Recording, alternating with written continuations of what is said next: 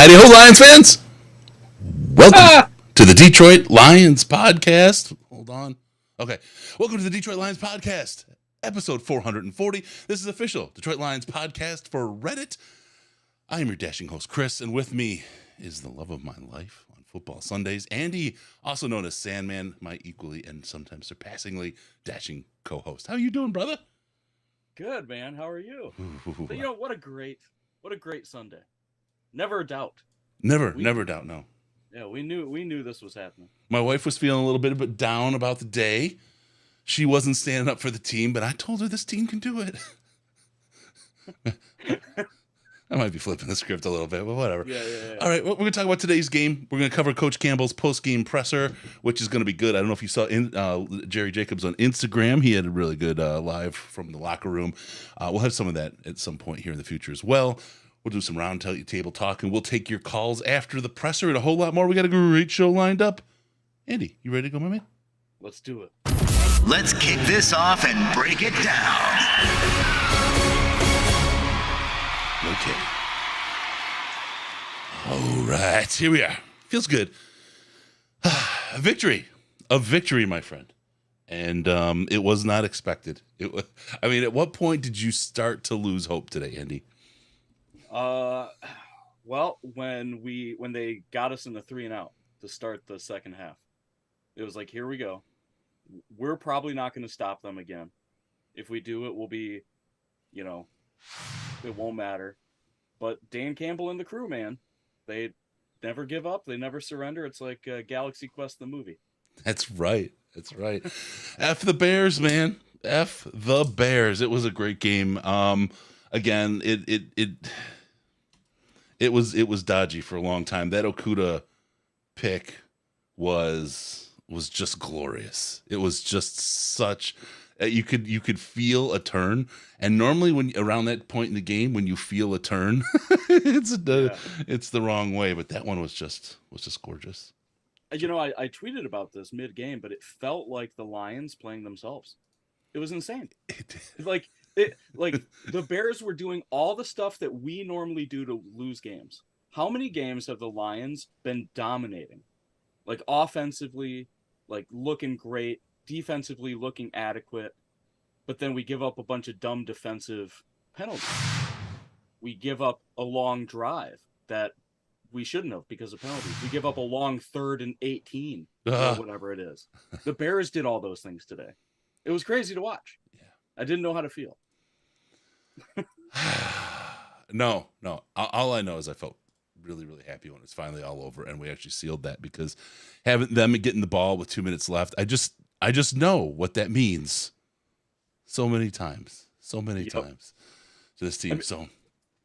This defense is bad until it isn't, is the best way to describe it. It's like when the players aren't misplaying, when things go the way that they're planned, this defense looks adequate. It's when we have breakdowns or mental errors that everything kind of goes to crap. And it just so happens that the last 2 weeks, the Lions have kind of fixed those at the right time, I guess is how I would put it. Yeah. We were supposed to get the only win in the division today with the Viking, the Bear. It looks like the Bills fumbled in the end zone. This could be ugly.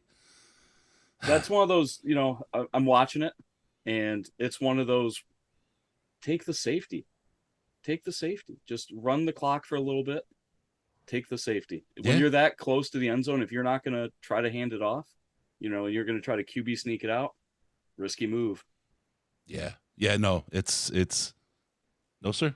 I don't like it. I don't like what they did. Oh man, great win. It was great. Oh, the Bills blew it. And this is not what I expected, not what I wanted. Don't worry. They'll only crumble against the NFC North once. It's happened. It's not going to happen. They're going to get a replay. No, they're not going to replay. Minnesota's not getting that far. So are we going to talk about the Lions going to go 5-1 in the division this year? We can talk about that. Tampa Lion Blue Jay, thank you, sir. This whole game, to quote Ron Burgundy, I was in a glass cage of emotion. What a win. Yeah, It was 3 wins now in the season, equal to the Packers. Nobody would have thought Yeah. this many games in the season we had the same record as the Packers. Boy, just incredible. Just incredible. It's Such a weird one win. of those games where grit is probably the best word, and it just so happens to be the team motto. Is there were so many opportunities to pack it in. That Justin Fields long run Yeah. that just gave them the lead right back. There's tons of opportunity for this team to fold, crumble, disappear, and it doesn't happen. It's not happening. No. Grit. I don't even know what to think. I'm confused. I really am confused about what happened this game because I didn't expect it. I've got to close down the whoosh. It's too loud. I didn't expect it. It was just. I'm trying to process it. You have Okuda, the Hutchinson sack, the how many sacks on Fields in one play, and that last play of the game, man. How many times does that not go our way, right? I mean, If we're being completely honest, mid play, after Okwara missed the first time, then Anzalone missed. It was like, here we go. Mhm. Here goes a 25-yard run by Fields, and didn't happen this time. Okwara's engine never stopped. He was down on the ground, did a barrel roll, got back up, and got the sack. I mean, and that was his second sack that was like that, right? Yeah. His He second whiffed grit earlier sack. in the game, came back and got a second effort sack. I mean, just the effort, that's being shown by these guys is it's commendable for Yeah. sure. I'm excited about the gelling of the coaching staff and the players as far as effort seems to go. Yeah, the grit thing, it's easy to make fun of when things aren't going well. But I mean, like the Quora thing, it's second effort is the way they're usually termed. But that was a grit sack. I mean, you know what I mean? Mel, kiss my grits. That's the kind of sack we're getting right now. There's an old school reference for you, you graybeards. It was incredible. It was incredible to see that because those things just don't happen. It's miss, and then some improvisational 30-yard play that breaks and goes right. Yep. Just incredible, it was the Lions playing the Lions. The more I think about it, you just nailed it perfectly with that because Lions, the penalties against the Bears is such a Lions thing. I mean, Yep. every time that flag, I was like, oh, here we go. I know it's coming, and no, it wasn't a Lions Yeah, thing. It was a Bears literally, I'm watching this game and I'm thinking, I'm used to being in the Bears fan seat where we score and then we miss the extra point, and it's like, there it is. There it is. That's how we lose because of a dumb missed extra point. And then boom. Yeah.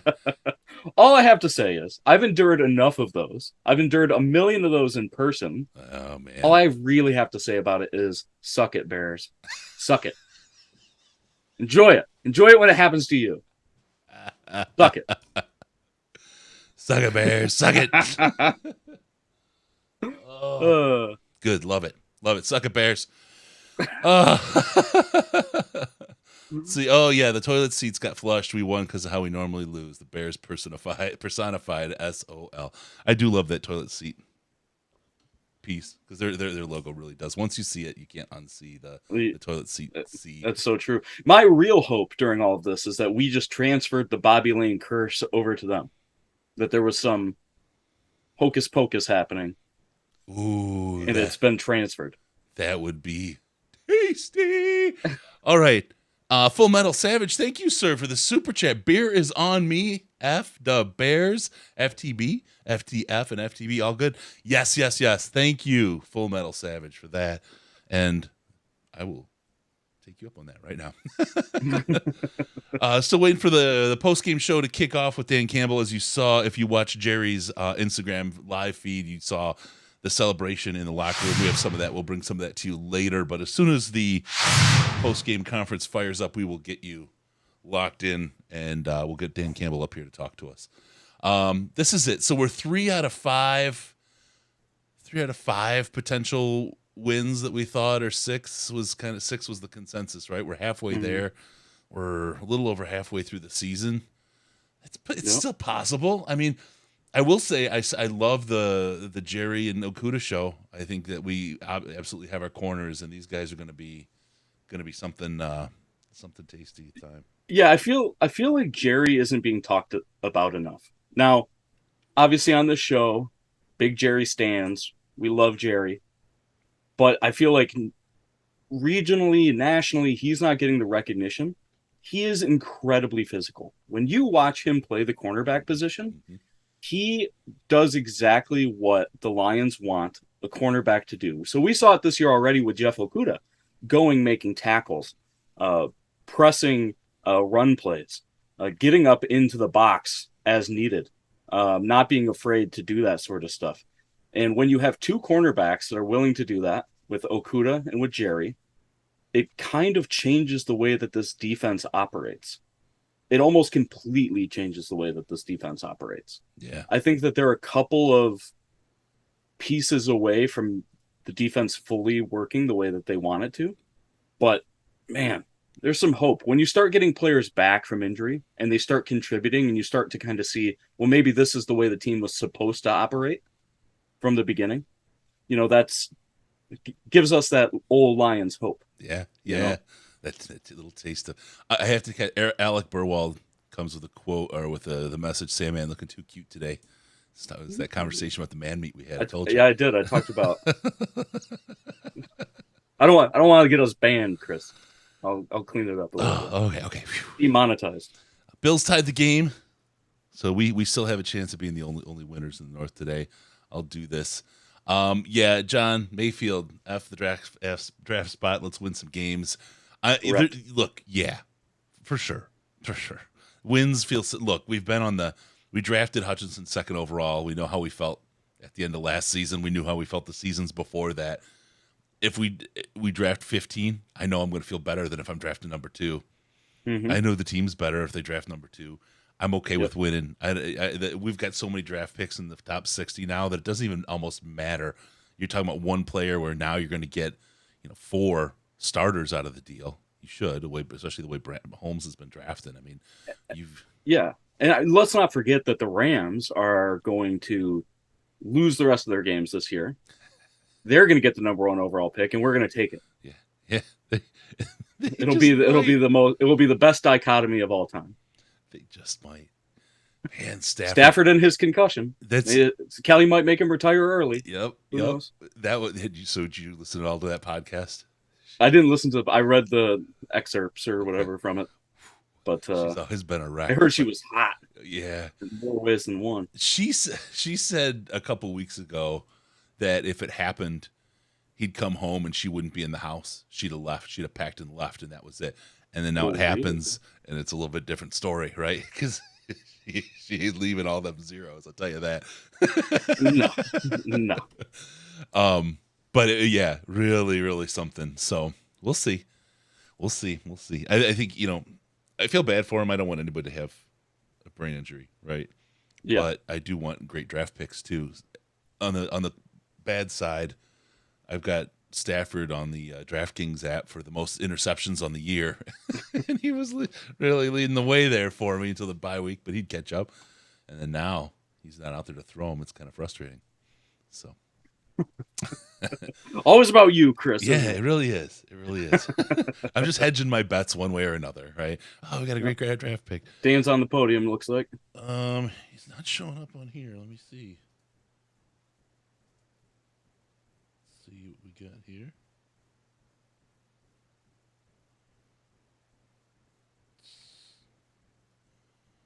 Hold on. I'm looking here. I don't see Dan on my podium.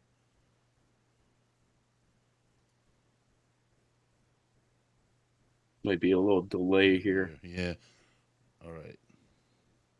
But no, I'm super pumped to hear about Dan Campbell's, thoughts about this game and the grit. Well, and the perseverance. First road win for Dan Campbell. First win streak for Dan Campbell.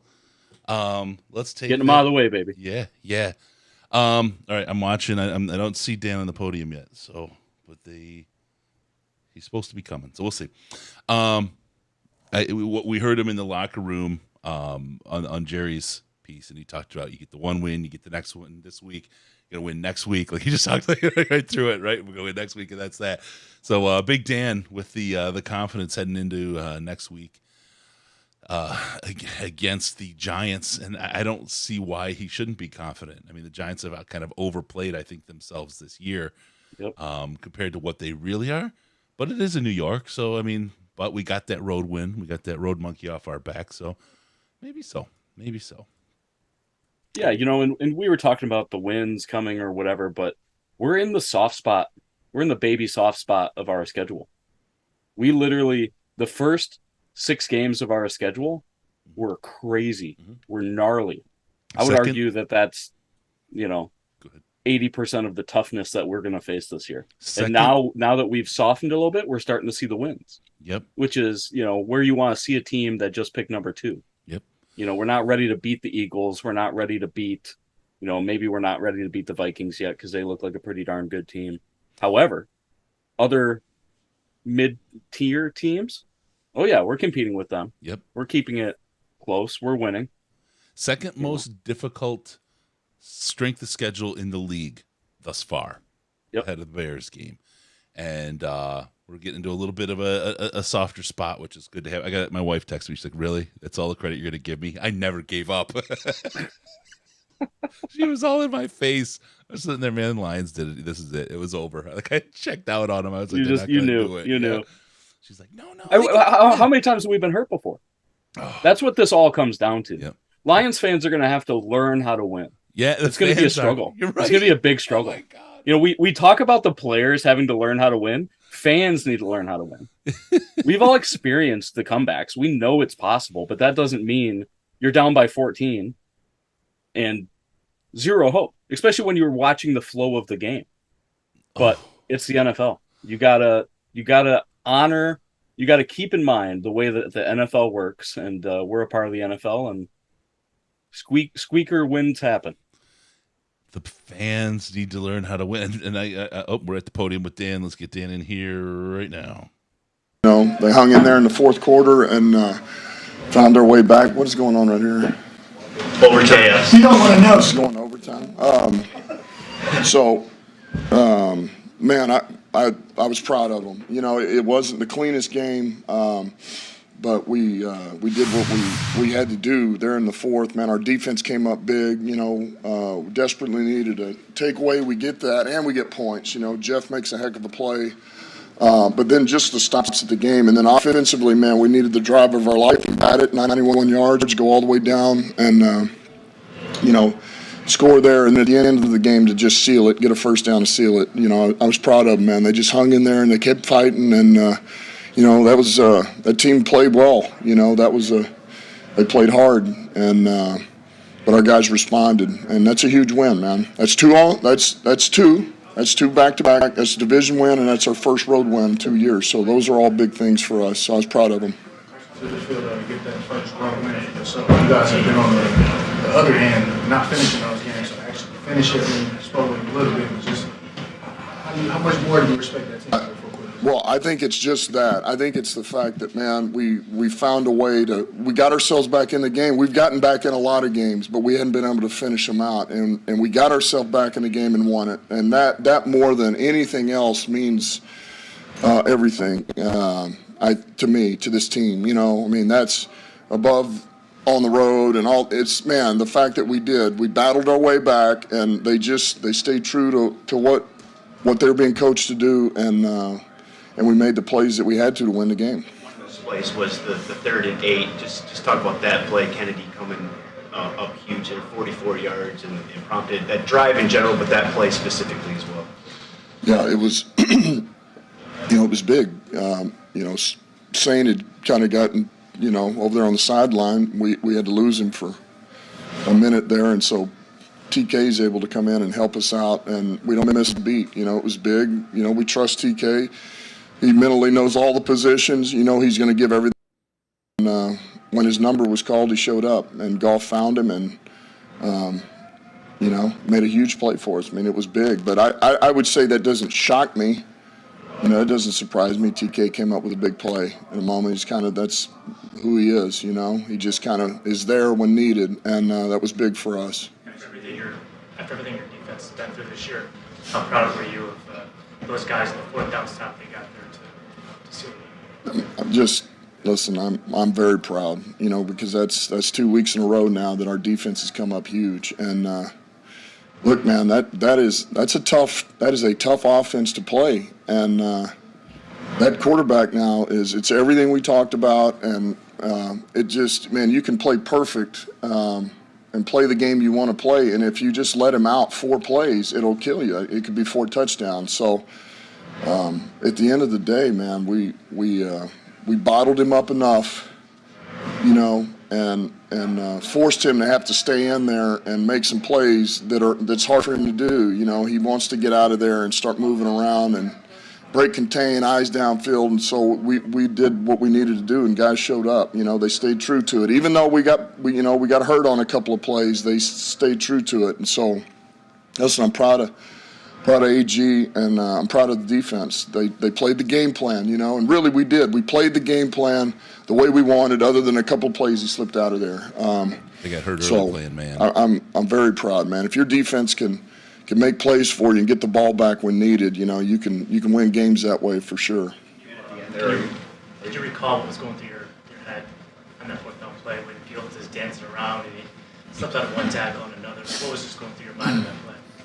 Yeah, I mean, just probably like y'all. I'm like, well, we've got him. Oh, no, we don't. We got him. No, we don't. We got him. No, and then it's like, oh man, just don't.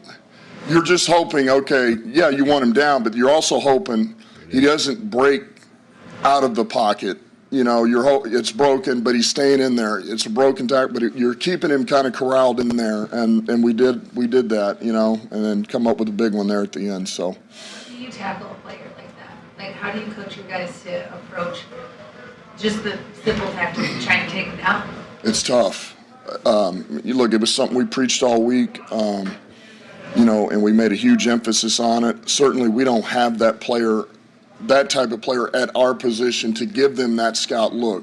Just the speed. The first play out of the gate, he runs the read run and he's gone for 25-30, and J.O.'s like, whoa.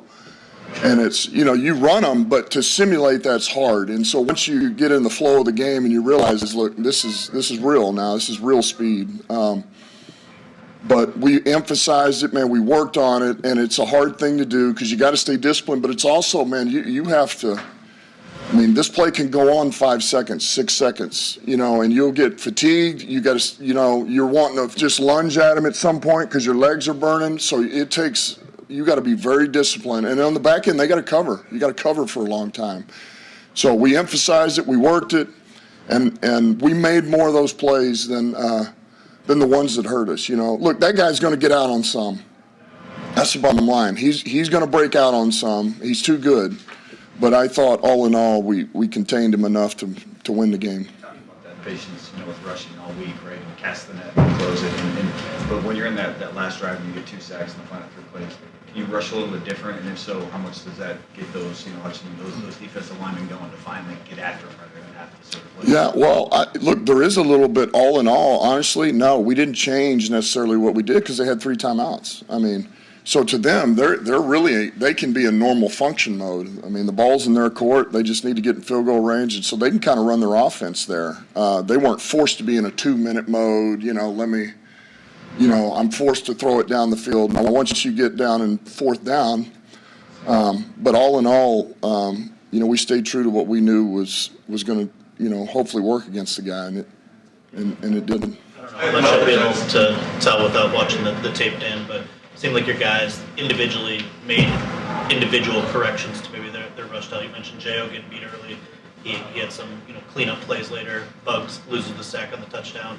He's instrumental in kind of slowing his feet, keeping Fields in front of him on the interception. So just those individual corrections, learning the moment, how important are those to the victory? Those are huge.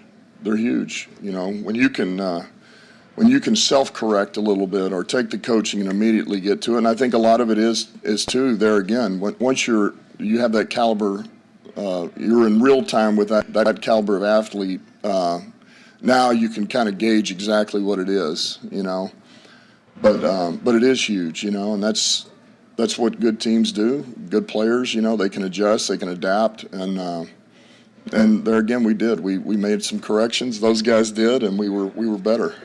A win like this today, can this change the season around for you? Tough start, but just the way these last 2 wins have come into fashion. Do you feel like this can change the season around? Well, I'm not even that far. I honestly, Eric, I'm just like, man, that's 2. And now we got to go to New York and play the Giants, who are winning a lot of games. They're playing good football. I've known Brian Daboll a long time, coached with him at Miami. So he's doing a heck of a job. So, this halfback's a pretty exceptional player. But I know this, man, that's 2. That's 2. We talked about, you got to get 1 to get to the next one, and we got 1, and then we got the next one. So now it's all about going back to work and seeing if we can stack 3 in a row together. Like there was Justin and Sean last year. Seemed like there was a real concerted effort to get St. Brown involved in the offense early and often in this game. Was this something you identified in film that you needed more of him in this one? Well, certainly we had enough in there for him. We you know how we feel about Saint. He's a guy that's highly productive for us. And he's feeling better too. Every week he's starting to feel better. But it's also like without him speaking, you could tell he wanted the ball. I mean, just the nature of the way he was playing. He was coming up with big plays, and it's hard not to continue to feed him the ball. So that's a credit to him. He showed up. I thought Goff threw the ball well today. It wasn't perfect all the time, but man, I thought he was feeling it. I thought, he made some pivotal throws when we absolutely need him. I thought he played quarterback for us very well. And there again, when we needed a huge drive, man, he made some monster plays in there. And just as a whole, I thought our team played very disciplined today, just overall. I mean, I think we ended up with 2 penalties there. But those were big, man, because, the penalties really helped us, their penalties. So. Last one. Yes, obviously so many of the games in this league come down to a play or 2, and you guys have been on the wrong side. A lot of those in the last couple of weeks. You've made it. Is there a taste that you can develop a psychology that can sort of build in that way, and almost learning how to make those couple of plays and decide these games? Yeah, look, I think that this goes back to you want to learn to win in close games. You win in close games, and that's 2 now. So, once you've been in there and you start to figure out, what you got to do, and the focus and intensity and detail and the hustle and everything that it takes to finish out a game. It's highly important. And now, it's 2 games we've been in it and done what we needed to do. So I think it helps you because you learn from those things. But I think you learn from losing too. You learn on what costs us or what not to do. So, look, that's 2. And, man, we'll be on to the Giants. Thanks, guys. We'll have Jeff. Coach Campbell with his presser. Quick question. Oh, he had one more thing you wanted to say? I just had this feeling of like I was going to be walking around without any pants on. Oh my. All right. I mean, he basically talked about what we were saying, that, we had great individual effort from the defensive guys to try to adapt to Fields. And that's kind of what we saw. As the game went on, the contain seemed a little bit better. Guys were a little bit more accurate. We won this game, but to me, I'm starting to look at defensive tackles. We need somebody. We need somebody. Yeah. I'll tell you one of the things that I noticed early, especially in that first play, we were playing press man, and when you do that and they get past you run with your back to the quarterback as a corner, which means there's a whole bunch of the field that's wide open that nobody's paying attention to. And it's just the wrong kind of coverage when you're playing a guy like Justin Fields. It just is. It's you really have to go to a zone look, and they did.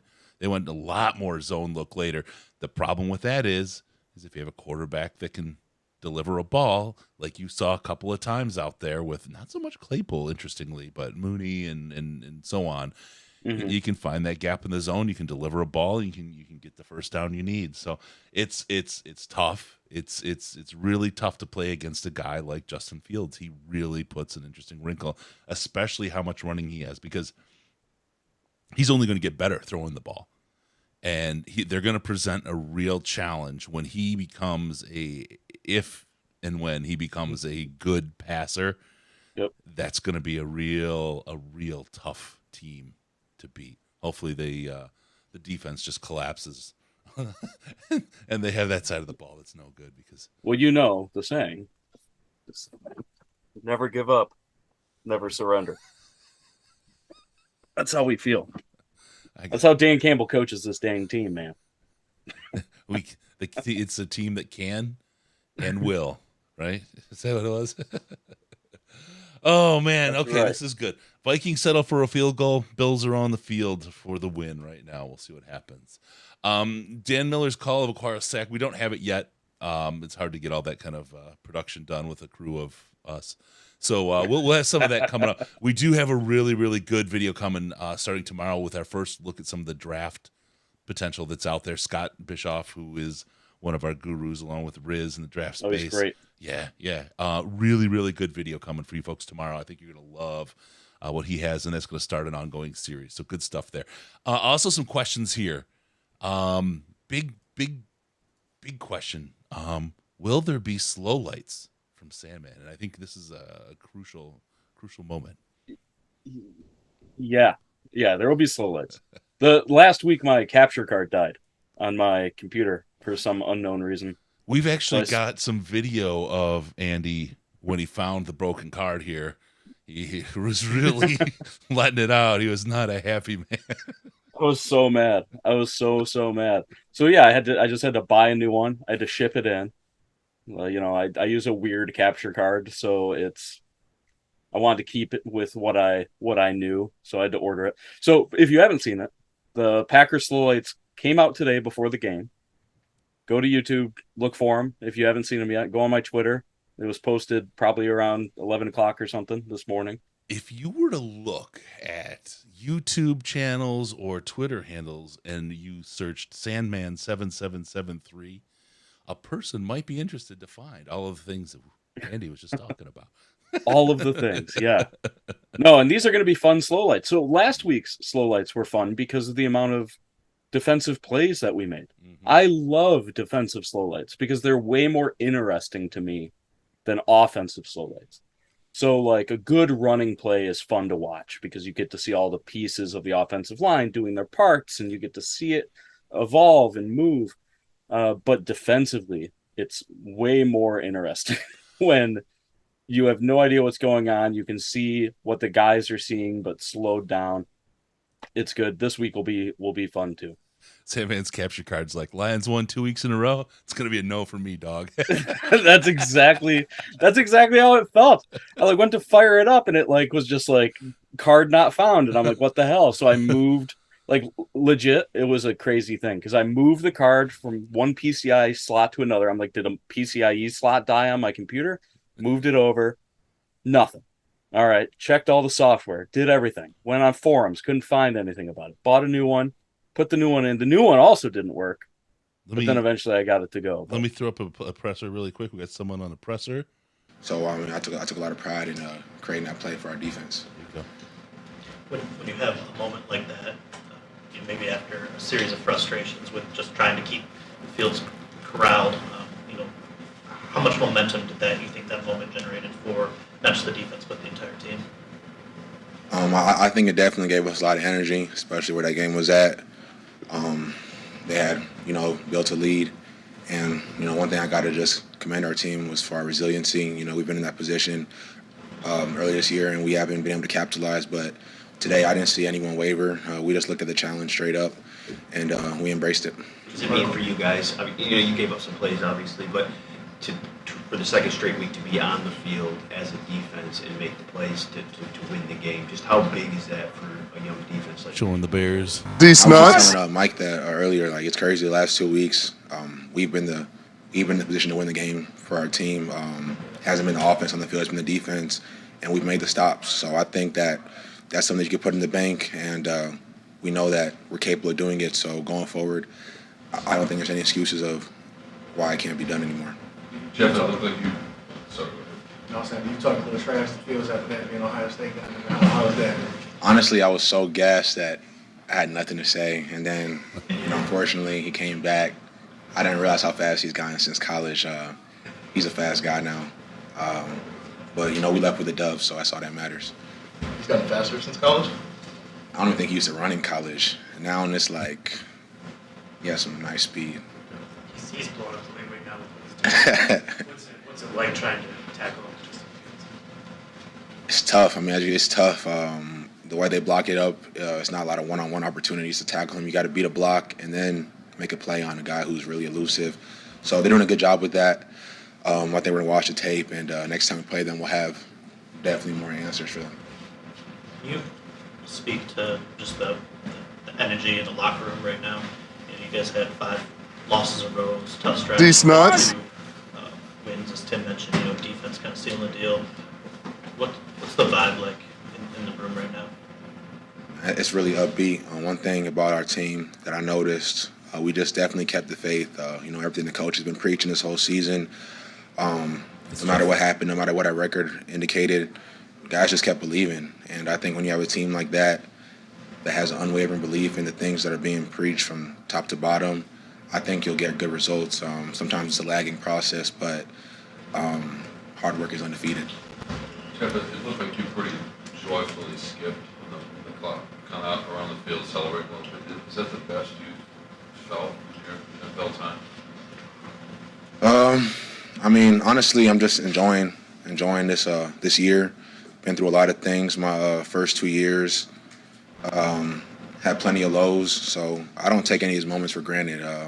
Winning these games, being able to make plays, I don't take any of that for granted. I've seen the other side of it, so I'm enjoying every single moment because you never know when a moment will be over. Good. Thank you, guys. All right, you guys take care. God bless. All right. Jeff Okuda comes up. I see Mark in the chat saying you made 1 play in 3 years. You may want to go back through some of the plays this year alone. Go watch the Packers slow lights. Yeah, there you go. All right, good prep for Daniel Jones, Saquon, and their read option game. Yeah, this probably was a good warm up for just that thing. Let's open up the phones.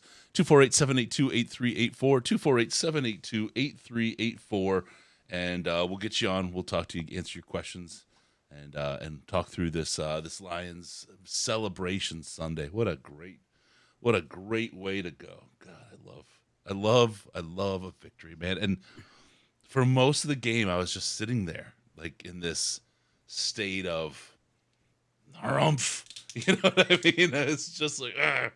And they did it. It's like you said, we got to learn how to win as fans because it's tough, and honestly,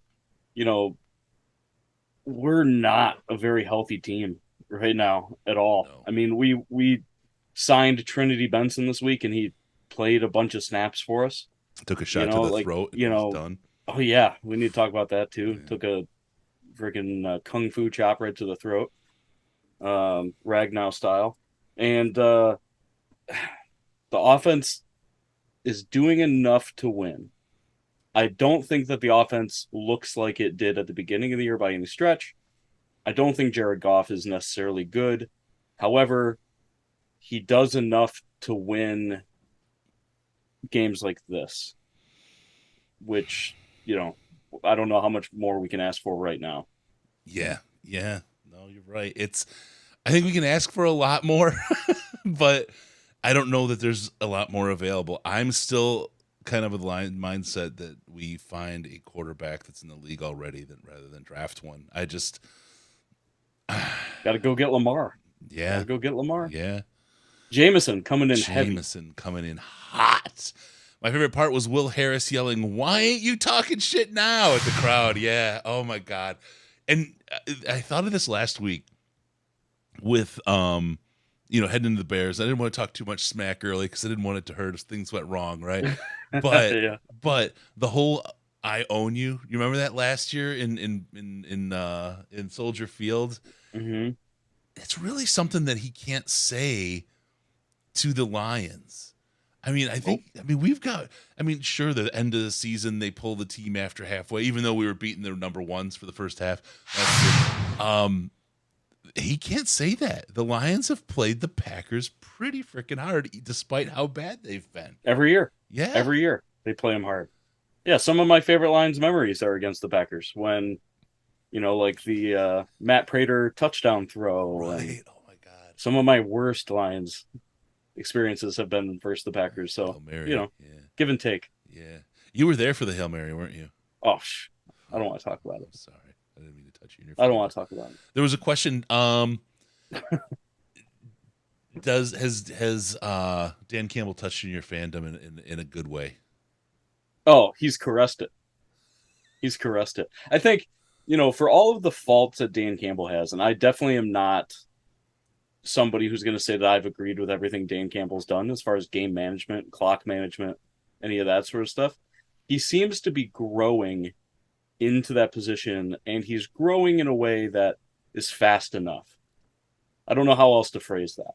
Like, he's doing the things he needs to do and progressing the way that I would hope a head coach would progress, while also being brutally honest with us about when he thinks he made a mistake. Yeah.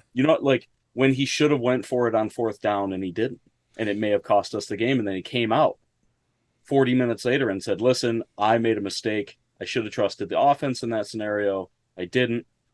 How many coaches would have just said, we did what we thought was for the best. And, anytime that you come out publicly and say things like, I made a mistake, I need to get better, you have no choice but to get better, because now everyone knows that So I think that he's a big fresh of breath air. Oh, the best kind. Yeah. He's a big fresh of breath air. And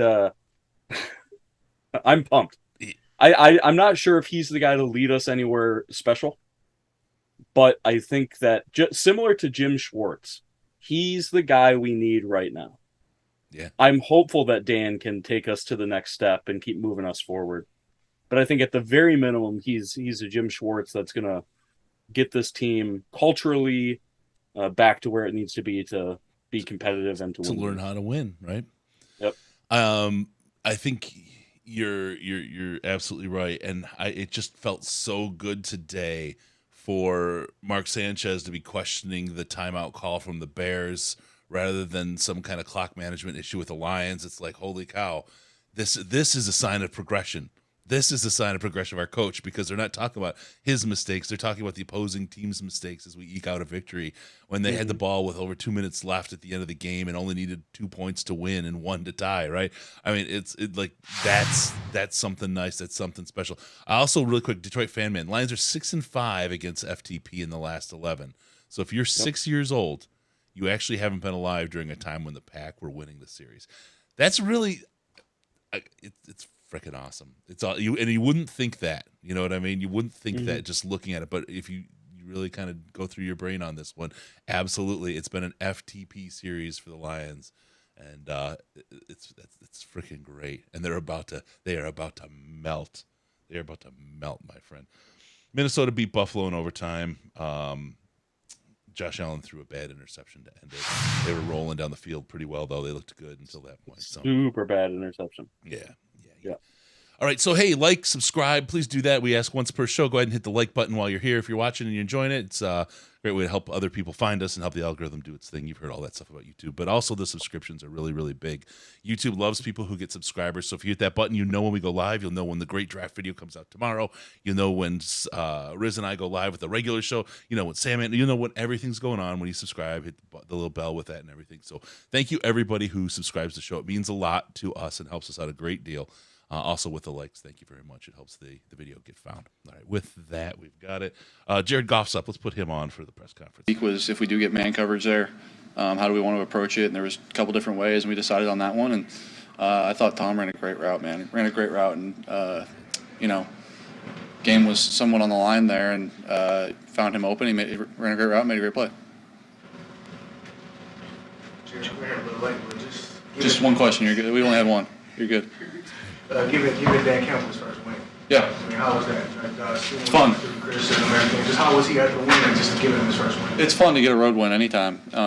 my first one here, and I know his first one here, so it makes that plane ride back a little bit more enjoyable. This is one where you wish the plane ride was a little bit longer, but we'll enjoy it for the next few hours and get back to work for New York next week. Does it make it better that it was a complete team effort too? Totally. Like defense having plays, you come back, the drive. Right. I mean, it just everybody it seemed like they had a hand on it, even the special teams. No doubt. Those extra points. No doubt, and I think when Okuda made that play, it was kind of like, oh, we're back. We're here now, and there was momentum was going their way before that. Yeah. And I also think teams that continually win tend to get breaks, or things go their way a little bit, and that happened today for us and both sides of the ball, and that's not usually on accident. Sometimes it happens when you're in the right place or doing the right thing. You get those breaks and you get those afforded to you. Are you feeling that in the moment when some of those breaks are happening? When some of their penalties happen on defense, you think, okay, we got to capitalize on these, and we did. Again, they miss a PAT, like stuff like that. And again, was that because they missed a PAT or because our edge rushers were doing what they're supposed to do I don't know, but typically the teams that have a lot of wins, those things start going their way a little bit more than not. You guys were so hot offensively, and the defense obviously took a lot of criticism early in the season. But for those young guys to be on the field at the end of a game to make a play to win the defense, just how big is that for that unit moving forward? Huge. It's one thing to believe you can do it, and then it's another thing to do it and finish a game like that. And you talk about it so much, you talk about doing it, and you can only go so far until you actually do it. And now having that belief, having done it, having that carry us into the next few weeks will be huge for those guys. You speak about Sandman early on, saying how you guys were really targeting him early on in the game. I guess to get him back on track as well, was that conscious to get him early on? Yeah. How was you, just the thought process? It was conscious for sure from Ben and I. Getting him in a rhythm, he's our best pass catcher, certainly, and getting him in a rhythm and making sure he's feeling it a little bit, is important. And I think Ben did a great job with our plan this week. It was my favorite plan of the year, and it was really well done. I don't know if you know this or not, but now you just heard from quarterback Jared Goff. You can see that's it for. Evidently, they decided to cut off the quarterback at the presser. Yeah, he's giving out too much info here. Yeah, maybe. Talking about game plans and. I'm wondering if he's in the game plan for next year if they're cutting him off so early. Jeez. I'm a little worried about Jared Goff and his fiance if he wishes the plane ride back was longer. I'd want to get home as soon as possible. I think he was going for the shirtless, blinged up dance moves on the plane thing that you saw from Cousins last week. I think he's not getting his chance to do that. Every time I see him, he looks so thin, like such a frail dude. You know what I mean? But God, I imagine shirtless. I think it might be. Keep it on there, Jared. Keep it on. Oh, God. All right, so big victory. Let's go. We'll take your calls, 248-782-8384. I've seen some roll by, and they didn't get them. Sorry. We had the pressure going. So, yeah, ring us up. We'll get you on, and let's see, something's up here. Hey, caller, what's your name? How much are you here to drink? Hey, caller. Hello? What's up there? All right, well, we'll try something different here. Something. It's always like this, isn't it? This is my life, brother. All right, we'll do a restart. That's what's going on. All right. Well, while we wait for a restart, let's talk about Hutchinson, man. Whew. Every game, you can see him develop into a full NFL player. We were all hopeful for sacks. We were all hopeful for pressures. But we're seeing a guy that just gets it. And that's who the Lions drafted. They drafted a NFL-ready guy. And I think he's finally turned the corner where you can see it this game, where he's running across the backside of the play to make the tackle, and he stone cold stuns Montgomery, I think somebody put it in the chat. He had 8 tackles today and a sack, and the sack was at the perfect time. That's when you want sacks. Yeah. Honestly, I'm so pumped about his play. Basically, all the rookies have played out of their minds, in my opinion, individually. Hutchinson's looked great. Rodriguez has looked good. Obviously, he was hurt this week. Pascal came back. and he immediately looks like a difference maker without playing for half the year. As a rookie. Just yeah. Just crushing it as a weird chess piece that they drafted. I think there's a lot of reasons to be pumped about this draft class. And with the amount of ammo we have next year, it's only going to get better theoretically. Yeah. All right. Hey, caller, what's your name and how much have you had to drink? Come on, caller. Everything was working so fine. Wow. Right up until we took the call, everything was working great. Why? Okay. Well, that's gonna be problematic. Aiden Hutchinson, yeah, eight tackles and a sack looked great out there today. Loved it. Loved what we saw from Aiden. I have a sense that he's got a lot more to offer here. I've got him for 8.5 sacks. As we go back to it's about me, 8.5 sacks on the season. I think we can pull that off. I think we can get those 8.5 in. Let me see here.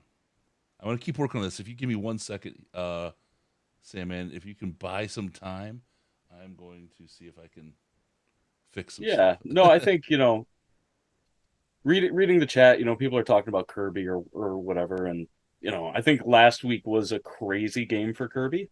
I don't know if he's ready for full-time yet, where I don't think his run support is super great.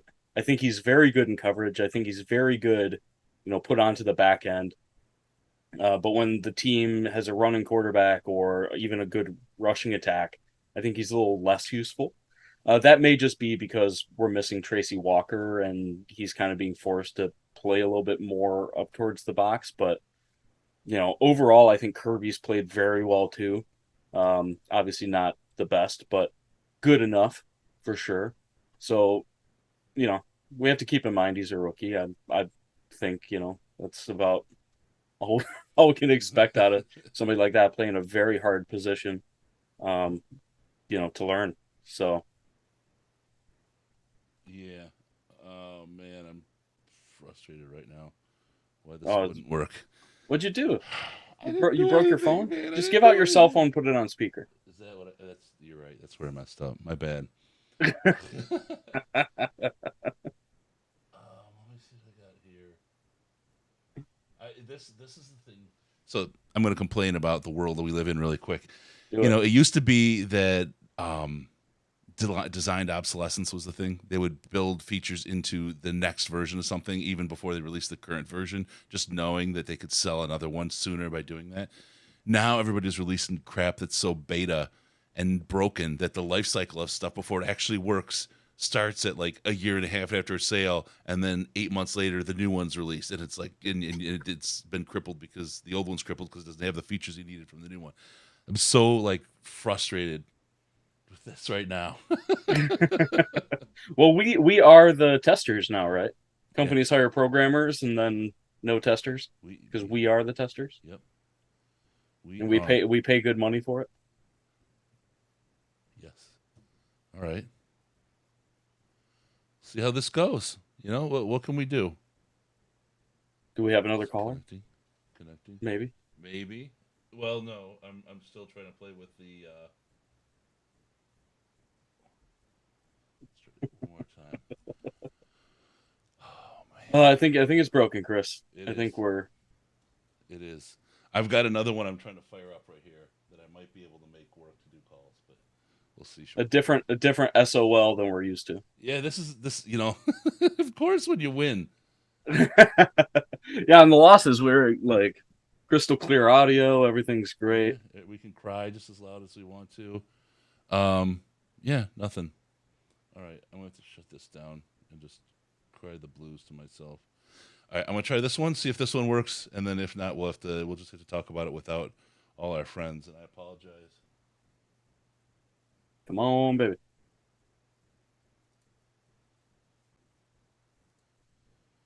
I thought it was built into this stupid thing. Almost. All right, it's going to be a second. So let's talk about you haven't been touched in your fandom fully, is what I think I heard. No. I'm sure a lot of people feel similarly, where I'm still upset when the Lions lose.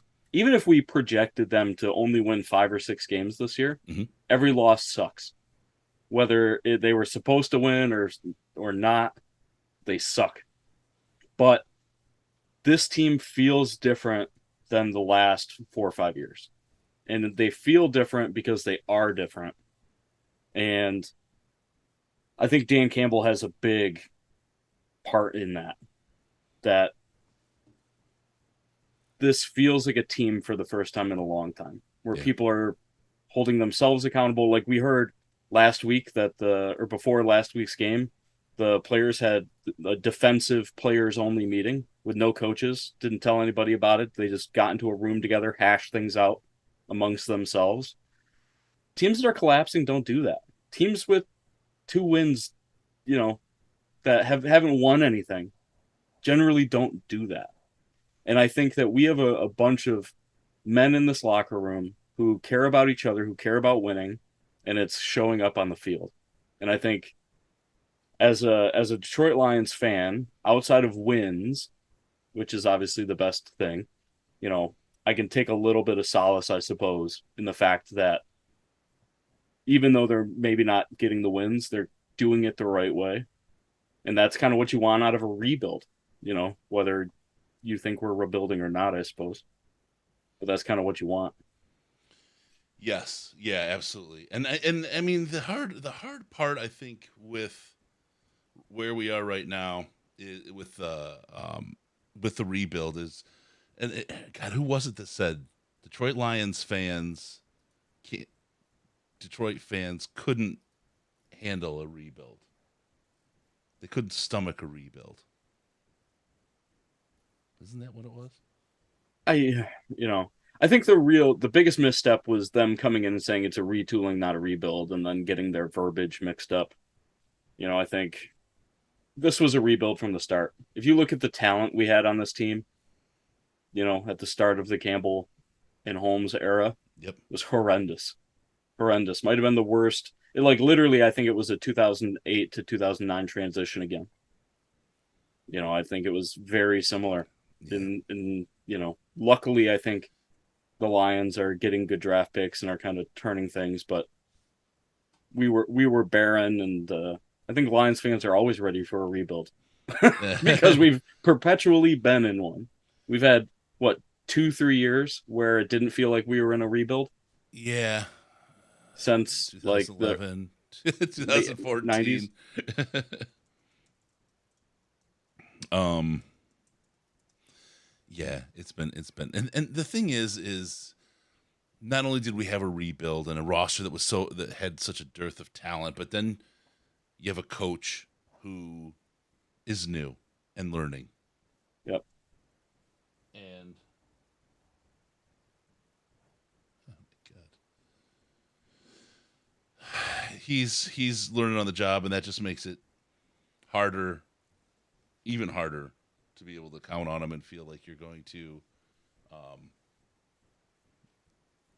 believe in the team and that they're going to be able to perform, because you've got, the defense couldn't do it, and the offense couldn't do it, and the coach couldn't do it. And it's like, always from week to week to week, early in the season in particular, there's a different problem where we have to solve for. There's a different thing that's screwing this team.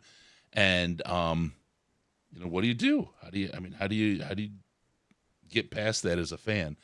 And I get it. We've all been part of this and watched it, but boy, seeing this team come from where it was to where it was now, two wins in a row, builds a good deal of hope for the future. And I mean, for poor aching Lions fans, right? I mean, you're like, is this fool's gold or is this real? And you don't want to believe. You want to believe, right? But you don't want to believe because you've been hurt so many times before. It's true. It's true, though. And like I said earlier, we as Lions fans have to learn how to win. We have to learn how to see the good in things that normally we don't have any good to see. And I think we have a lot of that this year. And I think it's a little bit of a struggle. But wins like today really just kind of hammer home the fact that we are heading in the proper direction, regardless of, game to game outcomes. A win like this is not a win that the Lions have. They just don't. It's these close games where they score with too much time on the clock against an offense that they stopped a couple of times, but in all reality is a hard offense to stop. When was the last time our defense really stepped up, other than the last 2 games, to win us a game? 2014? Yeah, no. 2016 maybe? Ages. I can't remember. I can't remember that it's the big defensive win from this team. Okay. We'll rock this. Oh man, he's not being horrible. He's been great. He's carrying me while I'm trying to fix these stupid problems. I'm not prepared. I didn't make any notes for this. All right. I follow Chris's lead on the dance floor. Poor guy. All right. Well, I can build up a backup for this for next time, but right now it's kind of in a shady spot, unfortunately. I'll just live with it, deal with it, and cry myself to sleep. Hey, you know what? It's a live podcast. Technical difficulties happen, Yeah, it's just the thing that, literally nothing has changed. Nothing at all. Listen. Not one thing has changed. I mean, I guess Windows did an update, so that could be everything that's changed, right? Capture card, same thing. It was working, and then boom, then it wasn't. It just doesn't. It's like, why? If the universe is telling us something, Chris. I think it is. If I do this right now. All right, so you hear that, right? Oh yeah. You hear the audio. Oh yeah. Now I'll answer a call, and everything will go shit. The audio will go completely away. And I don't know why. You can give us a call, 248-782-834. Yeah, Chris is distracted trying to get this stupid technology working. If this doesn't work, if we get a call and it doesn't work, we'll be done trying to take calls. Where's the IT team, Chris? He went to college. Show too. He's at Florida State right now. Oh no, he's nowhere near. He needs me. I'm unfortunately no, it's not going to work. I can see the audio just doesn't work at all. Here we are, and now if I do the thing where I did the ding before, there's no ding anymore. Yep, no more ding. You lost your ding, Chris. My ding took a dong. All right, no more of that. Sorry about that. Sorry about stepping all over you, Sandman. Okay, let's go through it. Jared Goff. Do you carry him next year? Is he your quarterback? I think it's wholly dependent on where the Lions pick, honestly. And I guess depends on how we finish the season off, right? So we finish this season strong. Let's say, God forbid, we get 7 wins. And our best pick's the Rams pick, right? Yeah. How do you... I don't think you can bring a rookie quarterback into the scenario, even if we're lucky enough to get one at that point, and expect them to produce at a level for us to win. I think Jared Goff, for all of his shortcomings and for all of the issues that he has proven he can win when he's in the right situation. And we all know what kind of quarterback Jared Goff is. And Jared Goff doesn't win with Trinity Benson out in your wide receiver room. He needs Jameson Williams. He needs Amon-Ra. He needs people to make it work for him. So I have a hard time dismissing Goff. But there's just too many unknowns at this point. If you bring him back, is he going to be cheap enough? Do we think it's a long-term mistake to not go after a quarterback if we have the opportunity? But once again, it all comes down to, we may not even have the opportunity to get a quarterback. Quarterbacks taken in the teens, for the most part, don't work out super great. For all the hits, there's 10 non-hits. Yeah. And the Lions are definitely not in a position to miss on first round picks. We just can't. No, and that's we have all the ammo to move up to get that quarterback if we want him. It always makes me so nervous because we don't see the guy out there that like a Trevor Lawrence. He was such an easy pick. He's such an easy to find kind of player and easy to go with. We don't see that. We don't see that guy out there, the obvious quarterback. So what do you do? Lamar Jackson seems like you could trade those same picks that you would trade to get up, and you can get yourself potentially get yourself a Lamar Jackson or something like that. Now now you've got a different play. I just keep thinking that Goff is this guy who's a middle of the road quarterback, and unfortunately, you're gonna always have injuries. Our wide receivers have been decimated this year again, and I just don't know. I just don't know if you got to be able to play with poor receivers. You have to have a playmaker in that position, and it just doesn't seem like Jared Goff is ever going to be that player. So what happens if you downgrade at the position with a rookie? Do you break a rookie like Justin Fields coming into the Lions? If we'd have gotten him as our quarterback, where would we be right now as a team? 0 wins. Yeah, it's high potential, right? I mean, what do you do? And then 2-3 years in this rookie season, the fans will turn on. Look how fast they were calling Hutchinson Bustinson early this season, right? What is it, by game 5, game 4? Bustinson. They were out on him. I mean, it Fields 2 years with this team. Oof. We'd be moving on again, right? We'd be moving. Mm-hmm. Everyone would be ready to move on. It's tough, man. It's tough because you have to put whoever you get as quarterback, you have to put them in a good position to deliver, and that's the hard part. I mean, we didn't. Matthew Stafford, he had from 2009 through, and he was hurt for 2009. So 2010, 2011, they built the team and they got him up there, right? But effectively, if you wanna, we didn't have him. What was 2010 really? Because he was hurt in 2009, wasn't he? Yeah, he was hurt the last half of 2009 and all of 2010. Yeah. So 2011 was like his first. So he didn't play enough to hate. I mean, I remember a lot of people hating on him, right, in those years because he hadn't really showed what he has yet. But he didn't have it yet. He didn't have a chance.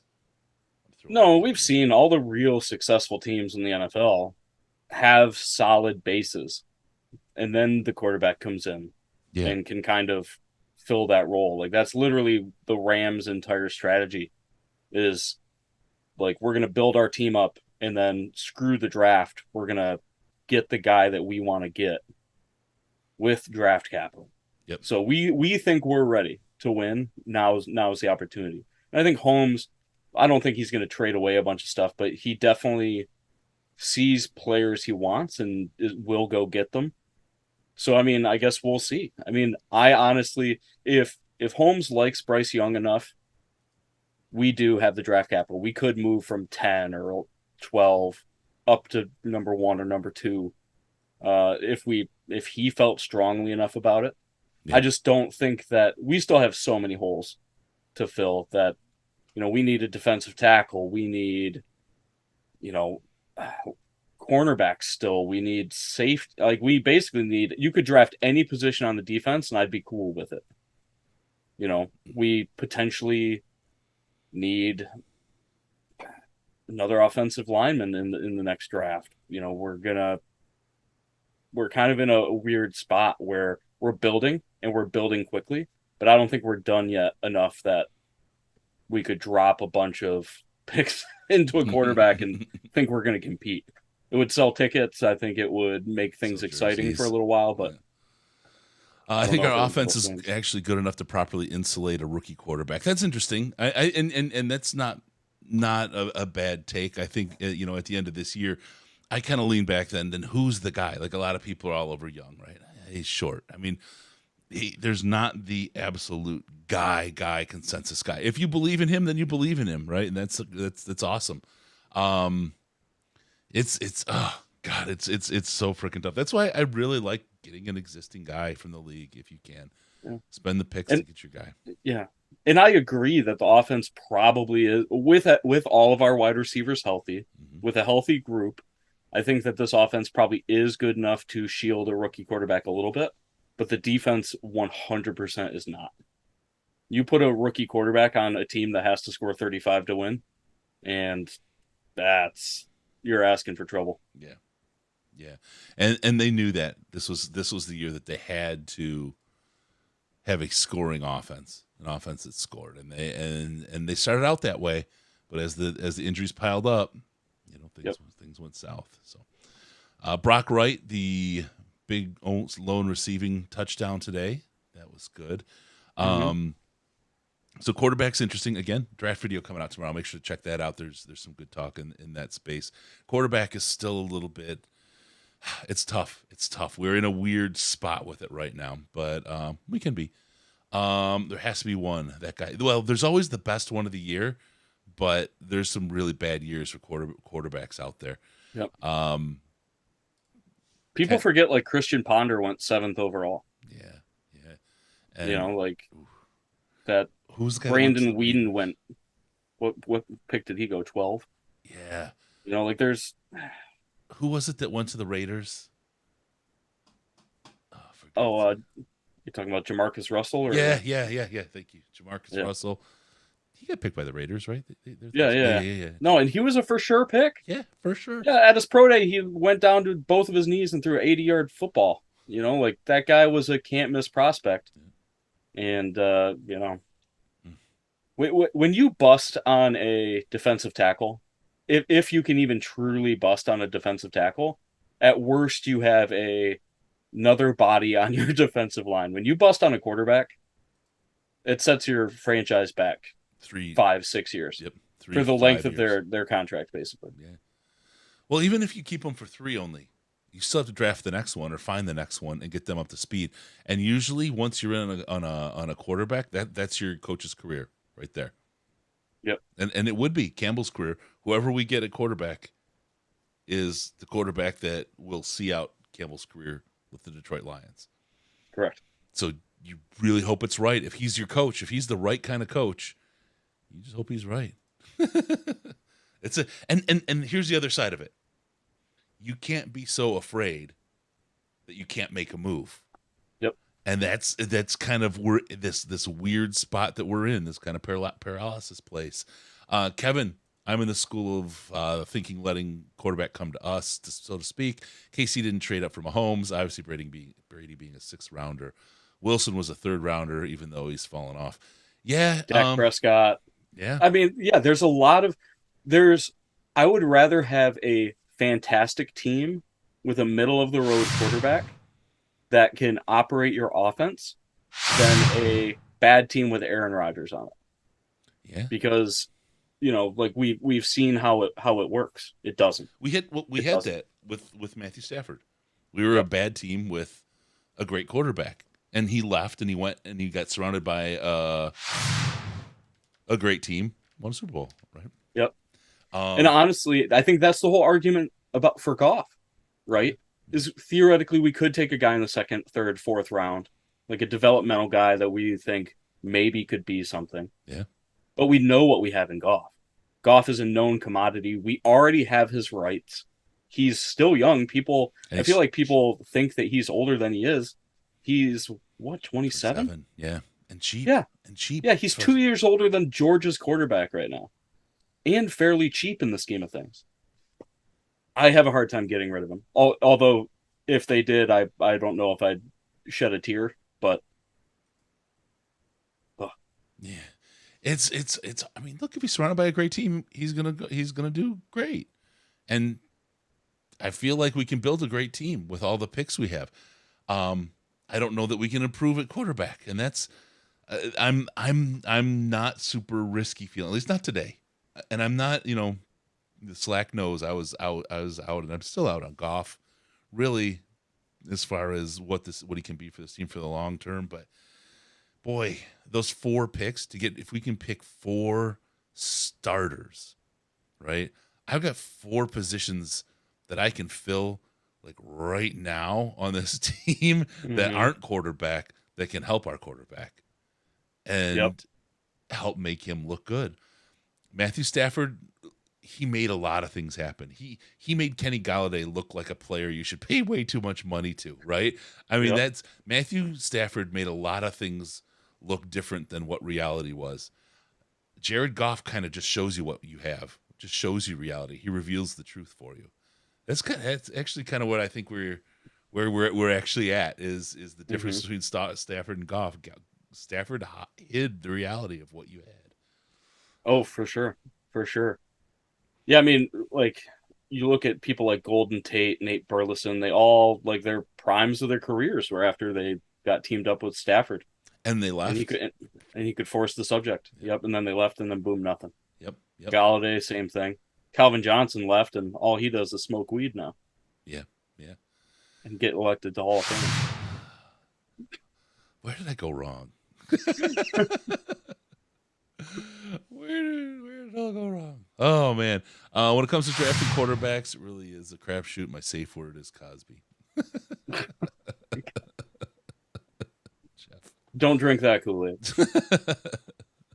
The Kennedy catch, Vitas, that was gigantic. That I mean, it felt like Kennedy was wide open, and he kind of was, right? But I mean, he worked for it. He ran a great route to get himself to that position to be that open, and Goff threw a friggin' perfect ball. Like I was. This is when my wife was still being positive about the team, and I was really starting to get negative. I'm like, has Goff not underthrown a goddamn ball today? Is there one pass that he's not thrown at somebody's freaking shoelaces? Right? I was just like getting hotter and hotter and hotter. That Kennedy pass was just like beautiful. It was a thing of beauty. It was perfect. And that's the most frustrating thing about Goff, I think, is that when he's good, he looks really good. He makes good choices. He puts the ball where it needs to be. But then you have other times where he makes a horrible choice and does not put the ball. Like, he errs on the side of caution.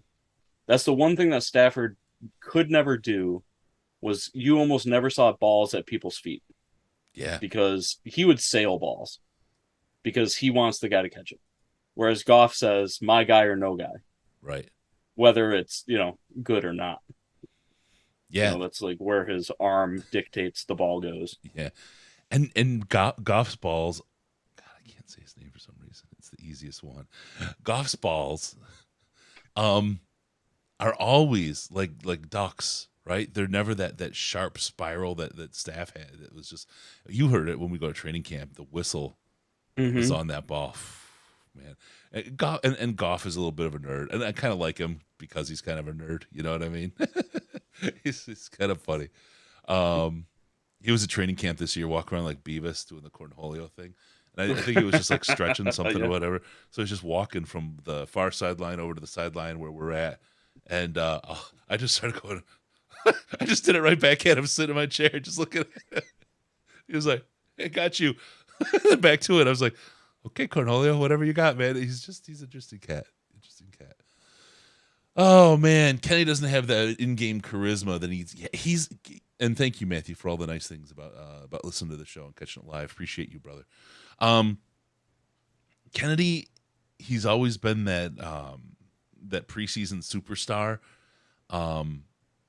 That play today, he really, really looked like he's making the step, like he's ready to make the team. But I mean, I'm just thinking when JMO's back and Shark's here, right, and Reynolds is back, I don't see him busting into the lineup. He's so close, but he's just not there. I don't know what to say.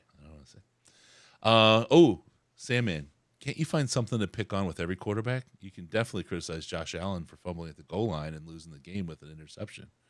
The difference is that you have quarterbacks that win you games and quarterbacks that don't. If your quarterback wins you games, you can deal with it when they lose you games.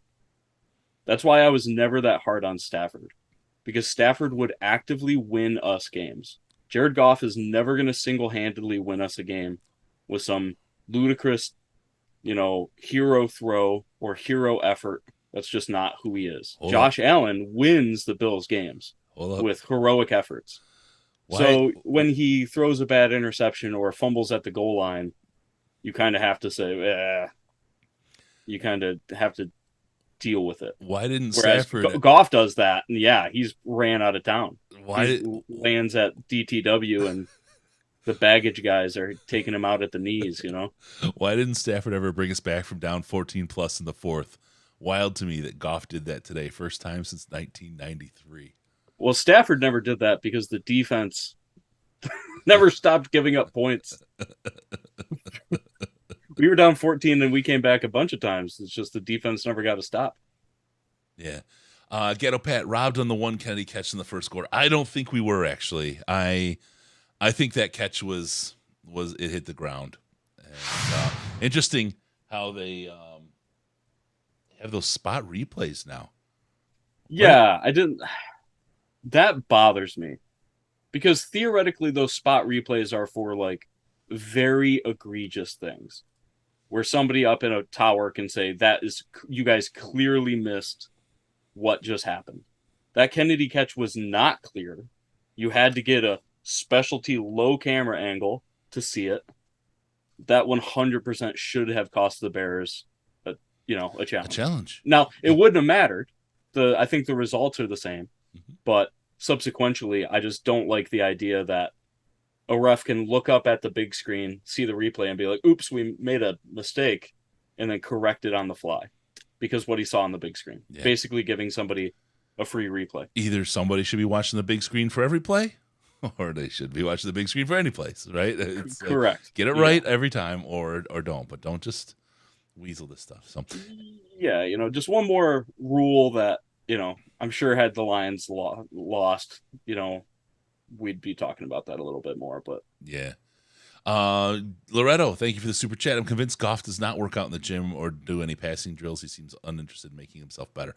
That's actually the opposite of everything I've seen and heard from the entire offseason and the work that he put in with the receivers and everything else. He seems like he is actually pretty focused on becoming a better player and being able to deliver on the promise of Jared Goff as the quarterback of the Lions. So the thing about Goff is his personality, right, is a little bit,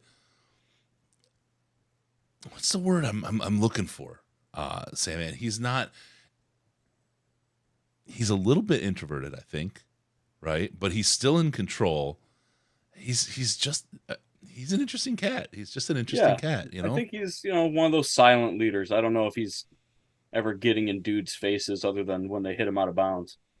I think he's different in that way. And I think, the other guys, they can appreciate leadership for what it is. Not all leaders have to be the same, but I think Goff does put in the work. I would agree that his body doesn't look like somebody who puts in a lot of work. He's pretty twiggy. At the same time, you don't have to be his frame, muscular to play quarterback. You just need to not get hurt. And for the most part, Jared Goff's been pretty darn durable. So let's ask: so Goff being mid-range and can carry, can help get you what you want if you have a good team. It's probably actually a little bit of a luxury because it gives you the opportunity to make sure that you get the guy that is your guy and your pick, and you don't feel pressured like a team who's carrying Marcus Mariota might to find themselves. Matt Ryan. And honestly, that's one of the things that I think, we can't lose sight of is that there are teams right now that would die to have a Jared Goff on their team. Yeah. There's probably 5 or 6 teams in the NFL that would die to have Jared Goff on their team. There's probably some more that wish that they could have a Jared Goff on their team. And, we need to keep in mind that while he's not a quarterback that's going to win us games, so he's not flashy, he can get it done and, he's fine. I think he's similar to a Kirk Cousins where I don't know if Kirk is ever going to get to the promised land without a really good team around him. But Jared Goff has kind of been there almost. You could argue Sean McVay lost that game more so than Jared Goff did. Yeah. And one of my all-time favorite games in the NFL was the Kansas City and Rams game. What was it, a Monday night game? Mm-hmm. God, it was so fun. What was it, 146 points scored or something crazy? Yeah, it was nuts. It was crazy. It was so good to watch. And that's all offense there, right? That is all offense. That is all Jared Goff doing his thing and Patrick Mahomes doing his thing. Heck of a game. So he's shown he can do it. I just I don't know. Hutch looking like the right pick, leading all rookies in sacks with 5.5. Absolutely. Yep. Absolutely. Those people calling out Bustinson in game 4 and 5 this year got a whole lot of hat to eat, a whole lot of crow to chew on. Yeah, I think Hutch is who we were hoping we were going to get. I think people just have an unrealistic expectation of, what a number 2 overall pass rusher rookie does. They're like, oh, he should be Khalil Mack. Oh, he should be Von Miller. That's not necessarily who he is or what he does. But also, he's seeing an insane amount of double teams. I think I saw a stat the other day that he has the second most double teams per pass rush. Yep. In the league. And that's because we don't have anybody else. Yeah. We're busting out, Julian Okwara on the opposite side, Charles Harris, people that aren't viewed with any fear whatsoever. They don't have to worry about interior pass rush, at least not until Pascal came about for the most part. So the fact that he has 5.5 sacks and has disrupted the way that he has while having that insane double team rate, I mean, that just kind of shows who he is. Can you imagine if he had someone across? Someone across and then a real defensive tackle, right? Yeah, we might just need one. If we had Ed Oliver on this team, like that's a completely different thing. You get a Nick Fairley type, a guy that just blows through the line, then they have to put a guard on him. I miss Nick Fairley. I liked him a lot. Him and Tyron Walker, 2 guys I loved on the line. I mean, kind of Fairley came in with a high ceiling kind of guy, right? They expected more than they got out of him. Tyron Walker, they expected less than they got out of him. But I loved those 2 guys. They were great. Dak picked off. God dang Packers, what's going on? Yeah, I think Hutch